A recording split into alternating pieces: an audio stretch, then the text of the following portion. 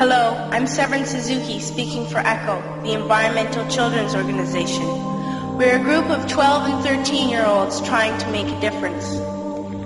Vanessa Seti, Morgan Geisler, Michelle Quigg, and me. We've raised all the money to come here ourselves, to come 5,000 miles to tell you adults you must change your ways. Coming up here today, I have no hidden agenda. I am fighting for my future.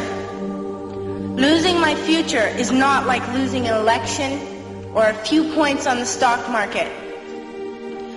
I am here to speak for all generations to come. I am here to speak on behalf of the starving children around the world whose cries go unheard. I am here to speak for the countless animals dying across this planet because they have nowhere left to go. I am afraid to go out in the sun now because of the holes in our ozone. I am afraid to breathe the air because I don't know what chemicals are in it. I used to go fishing in Vancouver, my home, with my dad, until just a few years ago we found the fish full of cancers. And now we hear of animals and plants going extinct, every day vanishing forever. In my life, I have dreamt of seeing the great herds of wild animals, jungles and rainforests full of birds and butterflies. But now I wonder if they will even exist for my children to see. Did you have to worry of these things when you were my age? All this is happening before our eyes, and yet we act as if we have all the time we want and all the solutions. I'm only a child, and I don't have all the solutions. But I want you to realize, neither do you. You don't know how to fix the holes in our ozone layer. You don't know how to bring the salmon back up a dead stream. You don't know how to bring back an animal now extinct. And you can't bring back the forest that once grew where there is now a desert.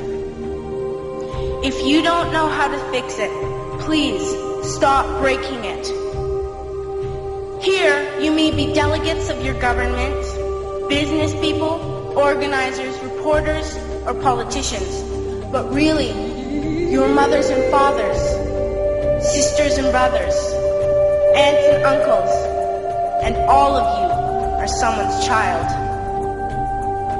I'm only a child, yet I know we are all part of a family, 5 billion strong, in fact, 30 million species strong. And borders and governments will never change that.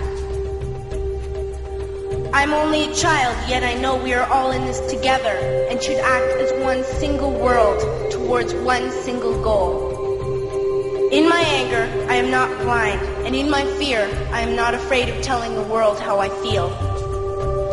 In my country, we make so much waste. We buy and throw away, and yet northern countries will not share with the needy. Even when we have more than enough, we are afraid to share. We are afraid to let go of some of our wealth. In Canada, we live the privileged life, with plenty of food, water, and shelter. We have watches, bicycles, computers, and television sets. The list could go on for 2 days. 2 days ago, here in Brazil, we were shocked when we spent time with some children living on the streets. This is what one child told us. I wish I was rich. And if I were, I would give all the street children food, clothes, medicines, shelter, and love and affection. If a child on the streets who has nothing is willing to share, why are we who have everything still so greedy? I can't stop thinking that these are children my own age, that it makes a tremendous difference where you are born. That I could be one of those children living in the favelas of Rio. I could be a child starving in Somalia, or a victim of war in the Middle East, or a beggar in India. I am only a child, yet I know if all the money spent on war was spent on finding environmental answers, ending poverty, and finding treaties, what a wonderful place this earth would be. At school, even in kindergarten, you teach us how to behave in the world. You teach us to not to fight with others, to work things out, to respect others, to clean up our mess, not to hurt other creatures, to share, not be greedy. Then why do you go out and do the things you tell us not to do? Do not forget why you are attending these conferences, who you're doing this for. We are your own children. You are deciding what kind of a world we are growing up in. Parents should be able to comfort their children by saying, everything's going to be all right. It's not the end of the world, and we're doing the best we can. But I don't think you can say that to us anymore. Are we even on your list of priorities? My dad always says, you are what you do, not what you say. Well, what you do makes me cry at night. You grown up say you love us, but I challenge you, please, make your actions reflect your words. Thank you.